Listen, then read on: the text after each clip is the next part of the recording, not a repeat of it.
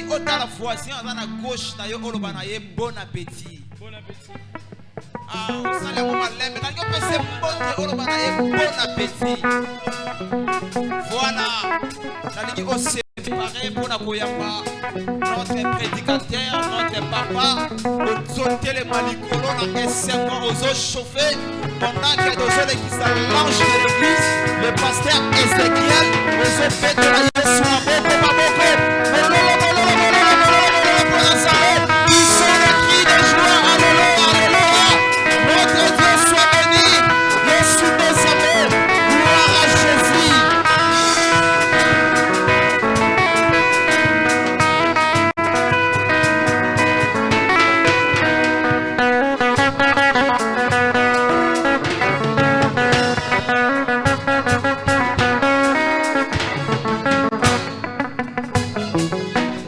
Amen. Alléluia. Alléluia. Gloire. Gloire. Honneur. Maranatha. Maranatha. Maranatha. Jésus revient. Jésus revient. Jésus revient. Acclamons le roi des rois. Nous allons faire la lecture. Alléluia. Alléluia. Nous allons lire dans l'évangile selon Matthieu chapitre 23. À partir du 1er au 5e verset. Nous avons juste besoin du 5e verset. Nous lisons au nom de Jésus-Christ. Alors Jésus parla à la foule et à ses disciples, dit: les scribes et les pharisiens sont assis dans la chaire de Moïse. Faites donc et observez tout ce qu'ils vous disent. Mais n'agissez pas selon leurs œuvres, car ils disent et ne font pas. Ils lient des fardeaux pesants et les mettent sur les épaules des hommes, mais ils ne veulent pas les remuer des doigts. Ils font toutes leurs actions pour être vus des hommes. Acclamons les rois des rois. Est-ce qu'on peut s'asseoir? Ils font tout pour impressionner. Ils font tout pour être vus aux yeux des hommes. Il y en a plein. Est-ce que je peux avoir un interprète, l'homme de Dieu? Basala kamakambo po ete batu bamona bango. Basala kamakambo po ete bakumisa bango. Akopesa mabonza na misu ya batu. Il donne des cadeaux. Il fait des offrandes. Ils font tout pour paraître meilleur à son voisin. Alléluia. Amen. Mais Dieu regarde au cœur. Tout cela est bien bon de faire quelque chose pour impressionner. De faire quelque chose pour être vu. De faire quelque chose pour attirer l'attention des uns les autres. Alléluia. Amen. Tout cela est bon. Mais c'est douloureux de faire quelque chose pour que les gens puissent parler en bien de vous. Aujourd'hui, nous voulons parler de soyez fiers de ce que vous êtes. Sois fier de ce que tu es. Il faut enlever les masques. Il faut que les écailles tombent. Alléluia. Amen. Ce n'est pas important d'apparaître et d'afficher une image que vous n'êtes pas.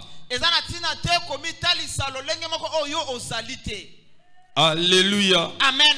Vous n'avez pas à vivre pour être vu comme un homme de bien. En réalité, vous n'êtes pas un homme de bien.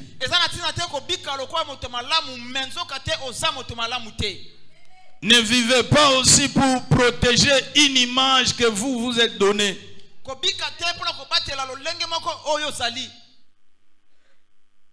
Il y avait un homme qu'on appelle Naaman. Naaman avait un masque. Alléluia. Amen. Naaman était victorieux. Il était respecté. Victorieux sur tous les champs de bataille. Malgré toutes ces gloires extérieures. Mais au fond de lui, à l'intérieur, il y avait les plaies qui lui enlevaient la paix. Plusieurs hommes ont des plaies à l'intérieur, mais ils font comme si tout va bien. Laisse-moi te dire, même les gens que vous voyez que tout marche dans leur vie, tout le monde a ses luttes. Tout le monde a ses luttes. Mutu nyonso azali na bitumba na ye. Mutu nyonso azali na makambo etungisaka ye. Amen. Ata o ezomona ke ye bomo ina ye azane eloko moko te ekoko tungisa ye. Po yebi ete. Soko kotikati na ye akoyebisa yo pe makambo ezotungisa ye. Amen. Yango ezali na tina te yozwaka makambo na yo oyebisaka batu po ete balukela yo solution. Yes. Ya kolukela yo solution na likambo yo oyebisi ye.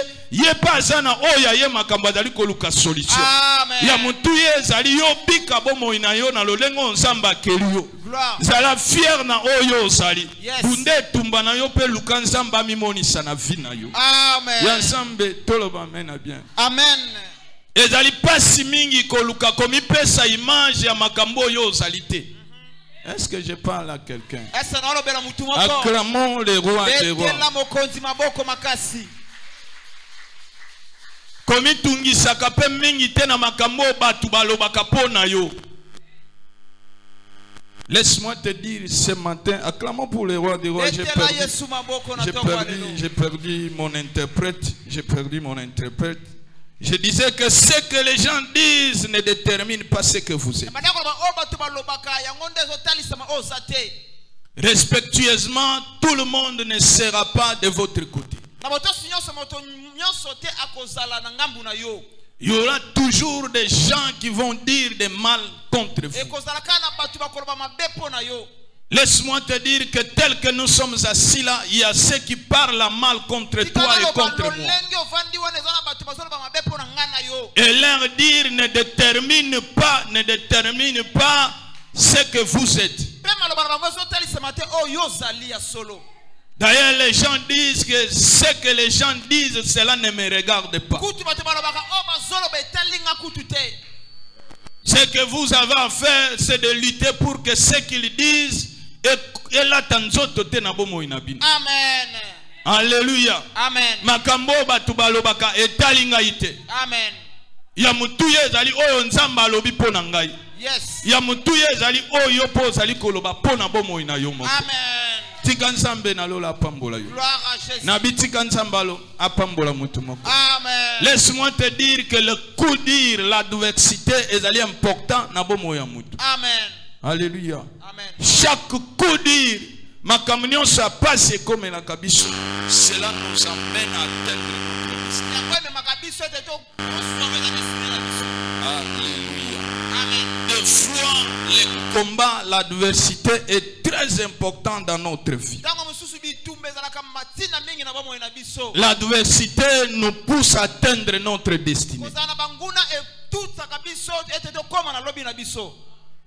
Sans Goliath, David ne serait pas couronné roi.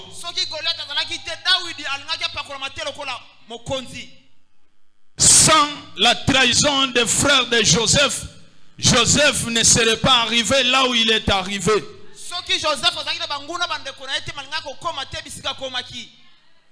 Joseph lui-même a dit dans Genèse chapitre 50 verset 20, Joseph a dit, vous avez planifié à me faire du mal, mais le Seigneur a changé ce mal en bien.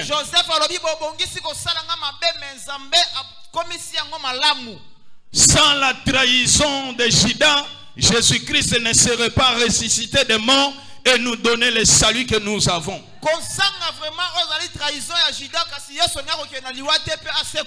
Laisse-moi te dire que tout ce que les gens peuvent faire dans votre vie, cela va concourir à votre avantage. Faites confiance en notre Dieu. Alléluia. Amen. Arrêtez de vivre votre vie par la peur. Tout ce qui essaye de vous nuire, de vous détruire, a été déjà vaincu à la croix. Alléluia. Amen. Alléluia. Amen. Yes. Amen. C'est à vous de mettre fin aux malédictions générationnelles pour une bénédiction générationnelle.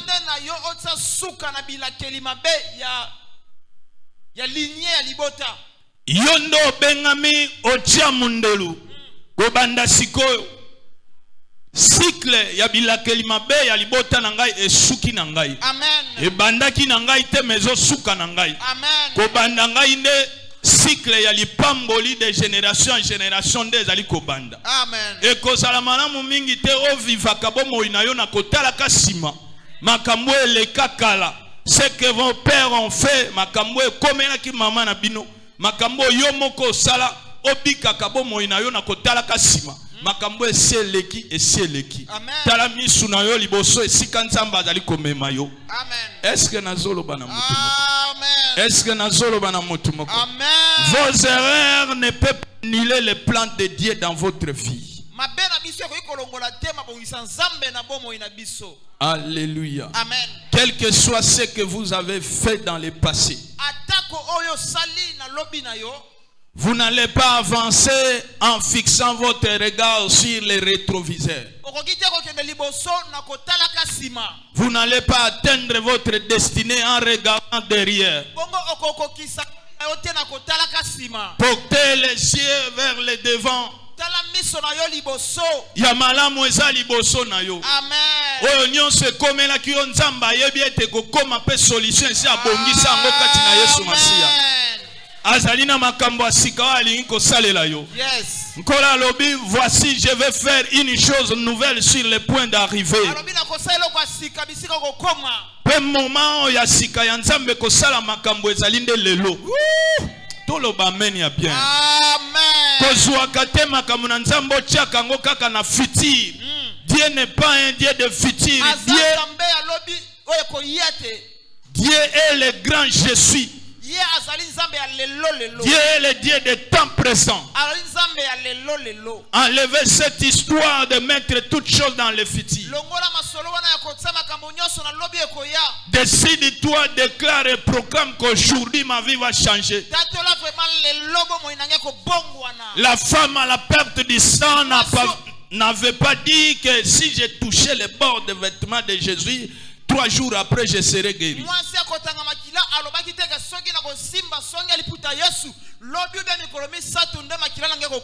Elle se disait, dès que je touche les bords de ses vêtements, je serai guéri le même jour. Et c'est ce qui est arrivé dans sa vie. Toi aussi dans ta vie, si tu décides aujourd'hui, pas demain, aujourd'hui, ta situation va changer. Alléluia. Amen. Il est le Dieu des miracles qui fait toutes choses bonnes. Alléluia. Amen. Il est arrivé à la piscine de Bethesda. Il a trouvé un homme de 38 ans malade. Le Seigneur lui a posé la question si le monsieur voulait être guéri. Et en même instant, le même jour, la personne a reçu sa guérison. Toi aussi, la solution à tes problèmes ezali kaka lelo lelo. Lengo ko décider makamuna yo pe ko bongwa na kaka lelo.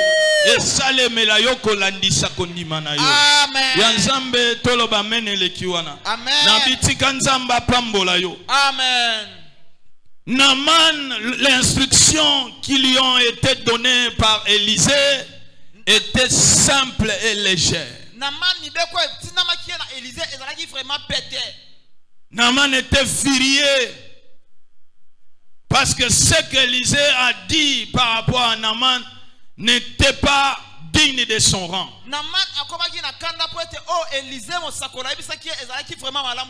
Mais une simple obéissance a fait que Naaman, au 7e plongeon, le 7e plongeon, Naaman est sorti, sa peau guérie complètement comme un bébé.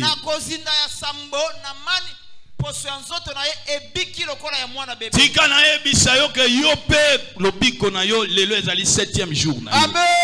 Ndenge yo ko bimawa basinga nyonso ezokata. Gloire à Jésus. Ba établi ya libota na yo nyonso zali ko anile yango. Amen. Longola bomoi na yo na kobanga, longola bomoi na yo na kobanga kakomi tuna ekozala ndenge nini ekokomela nga ndenge nini. Nzamba zali na ba solution ya kopesa yo. Amen. Azali koluka kaka mutazana kondima na poko alelo salele makambo ya kokamba. Amen. Qualité amen na yo nde bolamu na nzambe zali koya likolo na yo.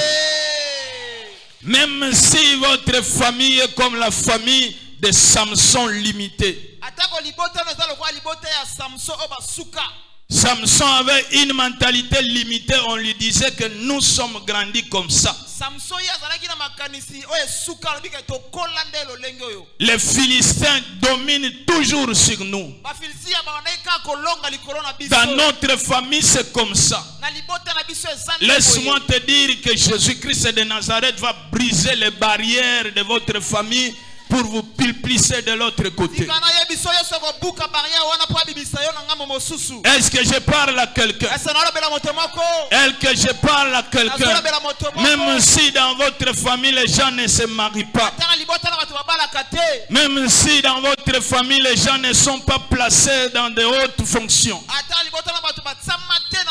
mais laisse-moi te dire que l'aide de l'Éternel va venir sur toi. Et le Seigneur, la Bible déclare que celui qui donne de la valeur va vous donner la valeur. Alléluia. Amen. De la poussière, il tire l'indigent pour le faire asseoir. Tika tongo ya lelo nzamba longola ye siko yo sala ki pa vandisa yo na sika ya nkemu. Qualité amen na yo nde lipamboli na nzamba. Amen. Monguna koya tango nyonso na bomo ina yo po etungisa vi na yo. Monguna koya koyebisa yo te yo makambo ekosimba te akoluka po eta décourager bomo ina yo. Yebisa monguna ko zali kokosa. Yesu na ngai ezali longa ngape na koyeba na kolonga. Yes. Na kanisa ki mutu ango azao. Amen. Nabi na kanisa ki mutu ango azali awa. Amen. Ne vivez pas votre vie pour impressionner les autres. Tout le monde amen bien. Amen. Mukolana moni ser moko na kutani na ye na lobi ah ser nzamba pambola yo na moni vie na ye bongi ozana vie a bien na mona kayo kaka na ba réseaux sociaux. Apparemment nzamba pamboli alobi ah moto na nzambe soko landi réseaux sociaux makamba ba téléphone oyo okoyi na ndeko na yo nengo mona kanga na téléphone ona na siko est-ce que tokokani ngabe tokokani te kuna ndire vina yo bongi a on dirait likamuni nango ekomeli yo abi frère téléphone o pe na sale la kayango yo na sima nango kutu nyonso ezali ya kolonga toloba amena bien. Amen. Téléphone yebaka kolamba pe ko sokola biso na téléphone tozo mona na lokola to bongi mais koto tozali konyokwama tikanza mbapambola yo zala vina yo. Amen. Yo zala yo mobimba na yo. Amen. Nabi ya solo yo bongi te ngana mon loka yo bongi ozala ka bisika malamu ko sepela nzamba memi yo atomboli yo abi eza makambo lokuta to sala kaka matalana longwa na makambo ya matala. Amen. Betela Yesu maboko nzamba pambola yo boni bazali koyoka pasi azali kominyokola po amoni moninga na ye alekisi ye na telefone amoni alobi moninga aleki ngai moto aleki azate zala fier na oyo ozali. Amen. Tika nzamba tambwisa yo ndenga azali kotambwisa yo. Amen. Na sima telefone wana makambo ya azali kobika yo yebi yango te. Toloba mene leki nzamba pambola. Na bitoloba mene leki wana nzamba pambola. Amen. Ebele abatu babana komona Naman lokola Naman ya azali général ya azali suki sa bilombe kaka mwasi na ye moko Naman nde bayeba ke nzoto ese bebi na lèpre. Lokola bayebi ke batu ya maba bachaka bango mopanzi mwasi na ye moko bazali kosala ete batu ba remarquer te ke ye azali na maba ya zolataka bagan chemise ka ya mulai ba gorgeon nyonso wana batu bakanisi lokola elateli ya général nzoka nda azobomba yo yebi te bato yo ozulula bango babombaka nini. Toloba mene bien nzamba pambola yo. Toloba mene nzamba pambola yo. Moto na moto azali na baliti na ye azali na bitumba na ye azali na pashe azali konyokola ye. Yo pe sepela na bomo yo nzamba pesio. Nzamba pambola papa Mangela alobi ete ya mutu ye ezali pema na bomo ina sanango. Kola alobi eliki ezali na bato baza na bomo. Tango ezali na bomo nzamba koko salelo su makambo ya kolika. Mutonda akufi a raté nyonso s'arrêter. Mais tant qu'il y a la vie, il y a de l'espoir. Amen. Acclamons pour les rois des rois. Nzambe na lola pambola yo, na lobi nzamba pambola yo. Amen. Vio ya sena moi, soko kobika ka vina yo pono sepelisa ka batu. Soki yo bomo ina yo kobika ngo pona ko bana ko impressionner batu. Keba okokoma o nzamba lingaki yo komate. Po komi kobika bomo ina yo na kifax. Et sengeli na yo obika réellement oyo nzamba lingi na yo kobika. Clamons les rois des rois. N'impressionnons pas les gens, n'impressionnons pas les autres. C'est très difficile. Ceux qui na sali boye batu bakoloba nini. Bakomona nga lokola nani. Tika na yebisa yo. Ozala satana, ozala nzambe, batu bako critiquer yo. Batu bako loba kaka. Izane loko moko te yo ko sala. Pwete batu nyonso ba sepela na yo. Mutu nyonso batu ba kritika kaye. Mutu nyonso batu ba yinaka ye. E bandi epai na yo te pe ko suke epai na yo te. Batu baloba te makambo batu bazali koloba etali bisote. Pe etali yo te bika bomo ina yo na lolenge yo esengeli. Ozali kobela luka ko se faire soigner. Makambo ezo tambola te luka te makambo na yo sala nini etambola. Mwana o baloba kete le fils prodigue azwaki bozwi ya papa na ye pakabolaki akendaki na bozwi alie nyonso ya ye nyonso esili. Toloba amen na bien. Amen. Tango asilisi bozwi nyonso mwana alobaki te ke ngana utaki na famille ya bien na famille riche akomi kovanda esika azovanda bokolaka bangulu posa lia ata biloko bangulu menani akopesa ye. Me mwana atalaki te ke soki na keye epai na biso batu bakomona nga lokola nani. Alobi batu baloba te na kozonga epai na biso bongo na koyebisa tata na ngai azwanga ata lokola mwana musala na salaka musala essentiel na lia lipa. Mwana azwi courage na ye na maboko apusani epai ya tata na ye. O azali image ya nzambe tata mokeli obiso tovandeli awo. Tika nzambe na lola yamba yo. Zala muta solo liboso na nzambe. Ko zala telo kola ba pharisien hypocrite. Ba solo ba makambe bango basalela kangote. Bazo teya bazo lakisa batu nzela malamu me bango bazo tambola na nzela malamu te. Koleso alobi ete bavandi likolo na kiti na Moïse. Boyoka makambo bazali koyebisa bino. Bosala makambo bango bazali koyebisa bino bosala. Me makambo bango basalaka bino bosala yango te.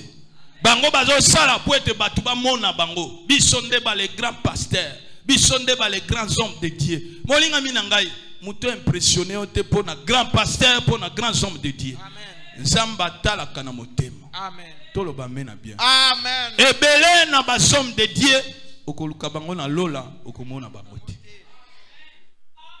Monsusu bakokanga ye na lifelo na bandimi bakobeta ye. Papa yo kosaki biso.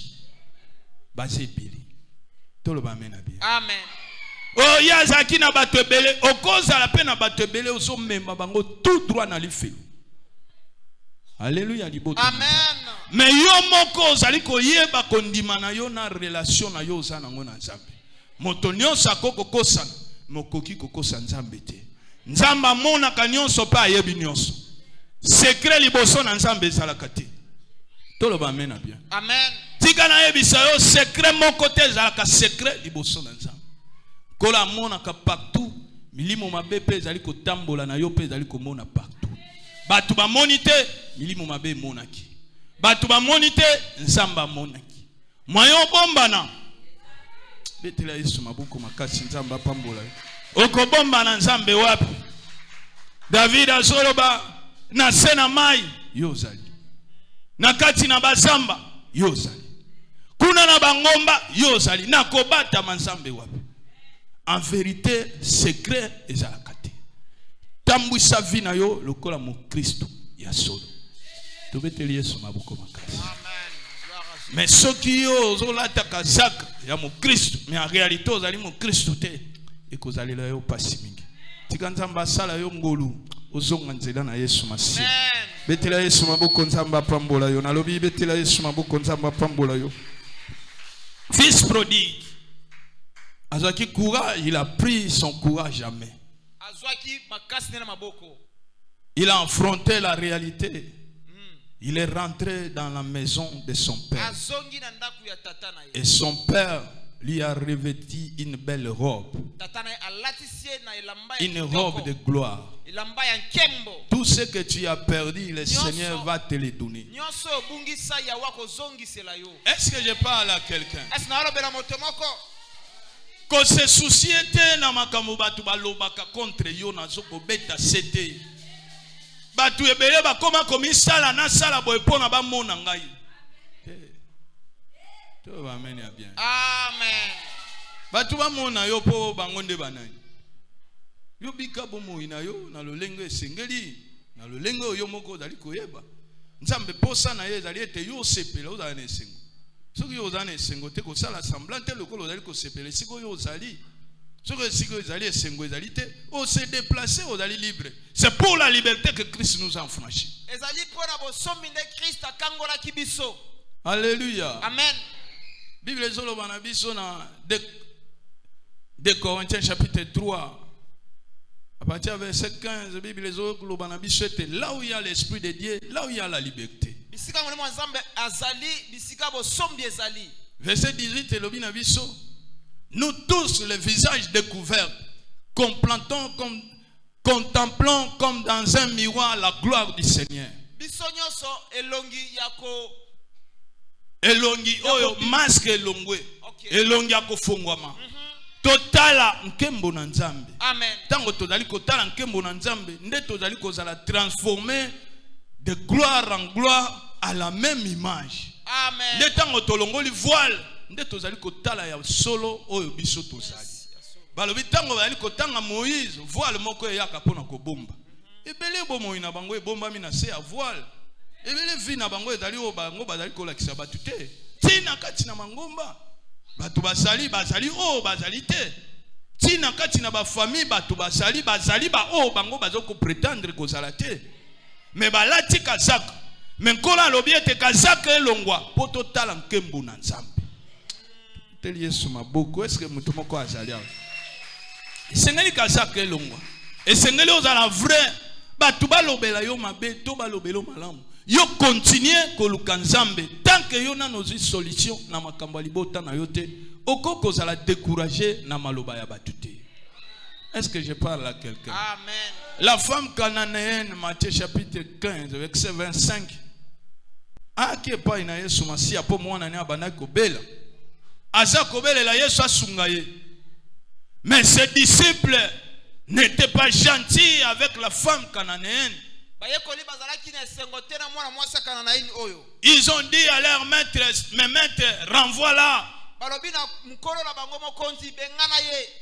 Et le Seigneur a dit à cette femme, il n'est pas bon pour prendre le pain des enfants et le donner aux chiens.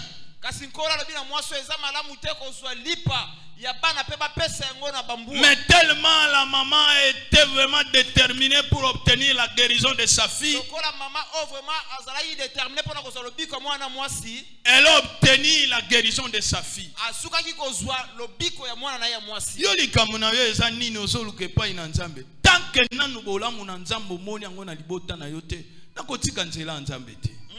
Ata bato balembisi ngai nga na kozonga sima te. Amen. Toloba amen eleki. Amen. Kolo Yesu azali kolobete vaut mieux la fin d'une chose que son commencement. Kolo azali kotuna na Galate apôtre azotuna. Mais nani aloki bino ba Galatia? Bobandaki na molimo bokomi kosuka na nzoto. Nani yango aloki bino? Bible pe ezoloba na biso. Tala esika nini okweyaki pe tambola kende. Nzela na Nzambe ezali molai. Nzambe abongisi ya malamu pona yo ezali liboso. Mais ezali liboso te po ete Nzambe akoki kopesa yo yango lelo te. Nzambe akopesa yo kolandisa kondima na yo. Amen. Toloba amen ya bien.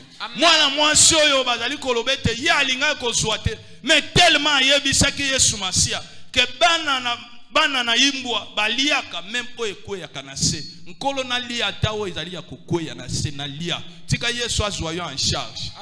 Na bitika Yesu aliesa yo. Azwa charge ya libota na yo. Prise en charge ya total epai na Yesu pona yo. Amen. Mutu moko ayaki liboso na Yesu ayebisi Yesu ke mosali na nga azobela. Esengeli na yo bikisa ye. Kola alobi tokende na bikisa ye mokonzi. Eza nini ngai pe ndenge omoni ngai naza pe mokonzi. Naza na baoyo baza na sima na ngai. So nalobi na moko kende akendaka. Nalobi na mosusu yaka ayaka. Zonga asongi. Yo pe loba liloba moko. Esika mosali na nga azali, mosali na nga akobika. Abika kito abika kite. Abika kite. Yo pe lelo koloba na Nzambe. Loba liloba moko misala na nga etambola. Loba liloba moko dossier na nga ba signer yango. Loba liloba moko moto abosana kinga ya kanisa ngai. Kaka lelo soko dutete ko salemela yo kolandisa kondima na yo. Tika Nzambe apambola yo. Qualité amen na yo nde miracle Nzambe zo ya na vie na yo. Acclamons le roi des rois. Rien n'est impossible.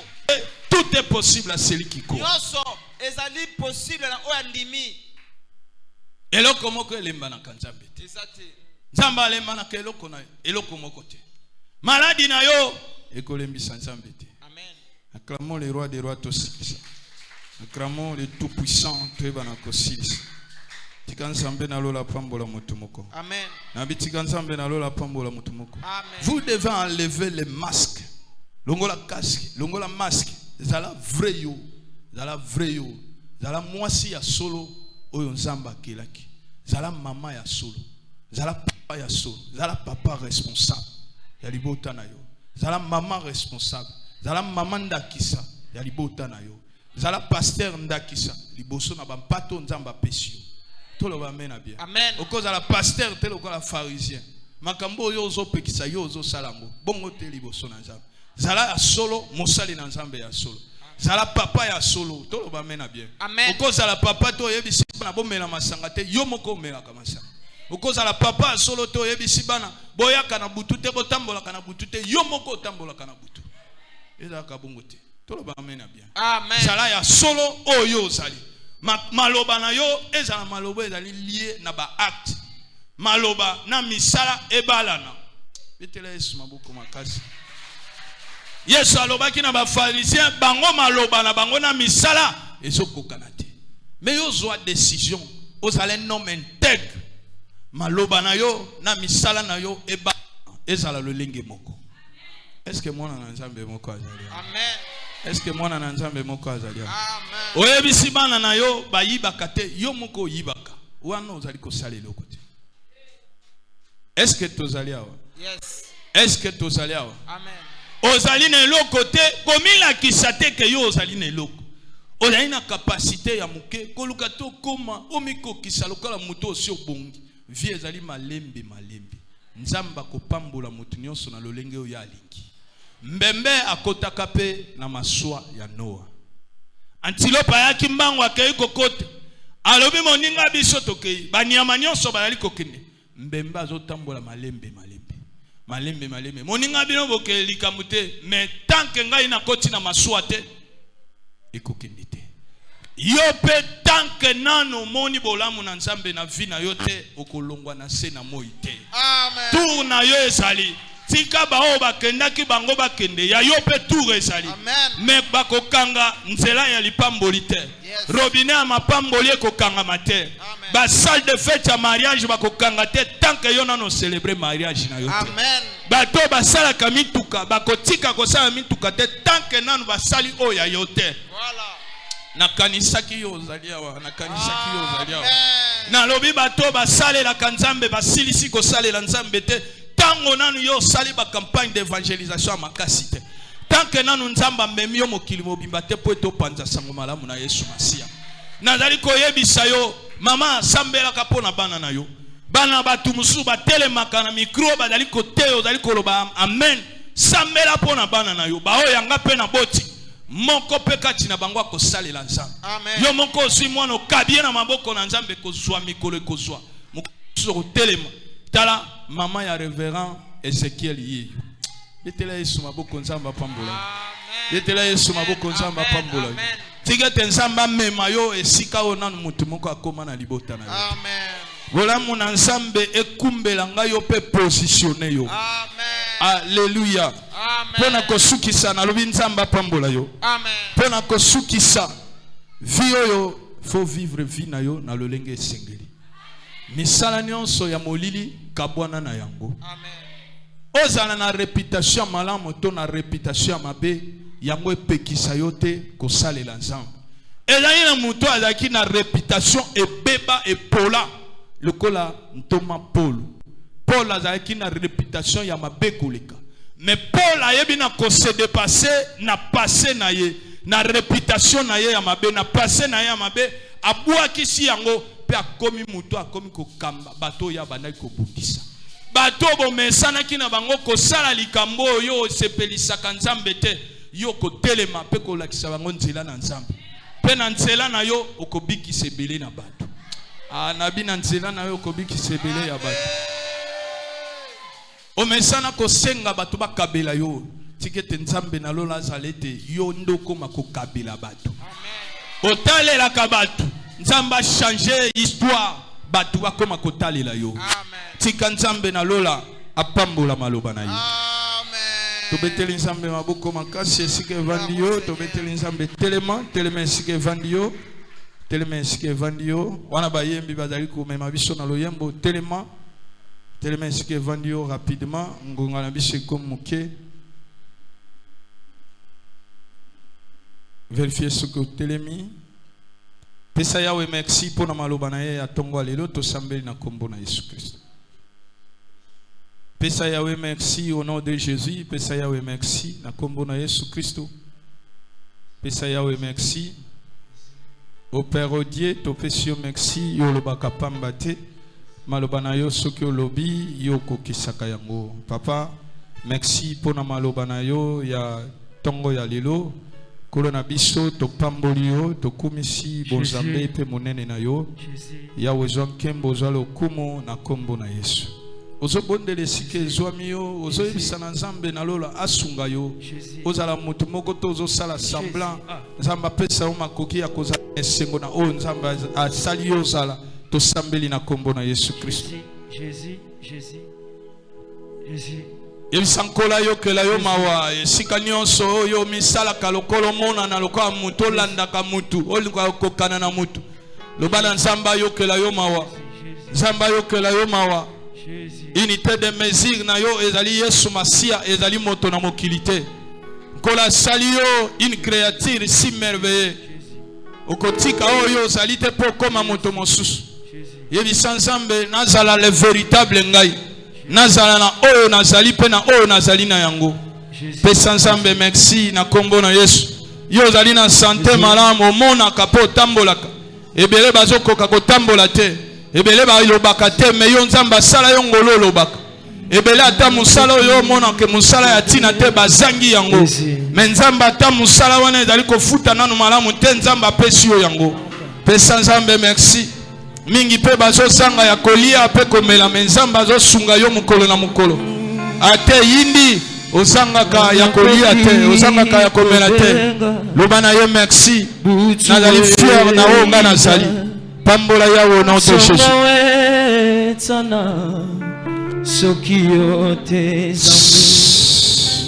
ozobeta maboko ozobebisa misala nyonso ya Satan, influence nyonso ya famille ya papa pe ya mama na yo, makambo eleka na libota na yo esalemela yo lisusu te, tosambeli na kombo na Yesu Kristo. Au Père, au Dieu, tozali kobebisa oyo nyonso esalema na ntango ya kala na famille ya papa na famille ya mama, oyo nyonso ezali kosala ete ekomela ngai lisusu, ngai na korepete vie ya papa na ngai te, na korepete bandeko ya mama na ngai te, na korepete vie ya banoko na ngai te, oyo esalemelaki bango esili na nzela na ngai, epa na ngai koserepete lisusu te, na kabwani na bisaleli nyonso ya mabe ya famille ya papa pe ya famille ya mama, naliko détruire ba loi établie, naliko bebisa oyo nyonso ezali kopesa lokumu epai na Yawe te, na kombo na Yesu, na bebisi oyo nyonso ya moyini, na bebisi oyo nyonso ya diable, na bebisi nyonso ya ténèbres au nom de Jésus. Bebisa yango na kombo na Yesu, bebisa yango na kombo na Yesu, bebisa yango na kombo na Yesu. Kotala kate makambo ekomela yo kala, ne pensez plus aux événements passés. Armée à Pharaon et kozala lisusu te sezini na mai, au nom de Jésus. Belige koya lisusu te na libota na yo, au nom de Jésus. Oyo nyonso ekolukete yo sala bagrade du ciel mpona kobanga makambo ekomela bango otana bango eseleki, ozali ekelamu ya sika na kombo na Yesu, na kombo na Yesu, na kombo na Yesu, na kombo na Yesu.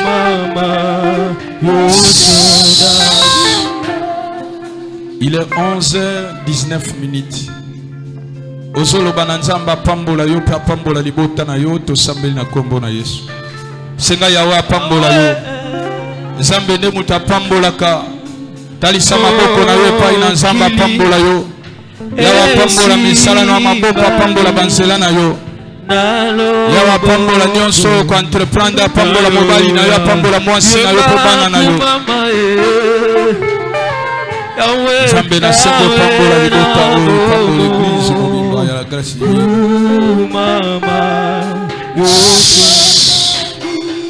Au nom de Jésus, to bondeli petolobi, amen. Amen. Vandeske zwamio. Tozali na mwana kopambola ma avant tolika na offrande, tozali na mwana kopambola. Ana tozobenga Sœur Mariam na Papa Feli tango bazali koya na mwana église ezobetela Nzambe maboko.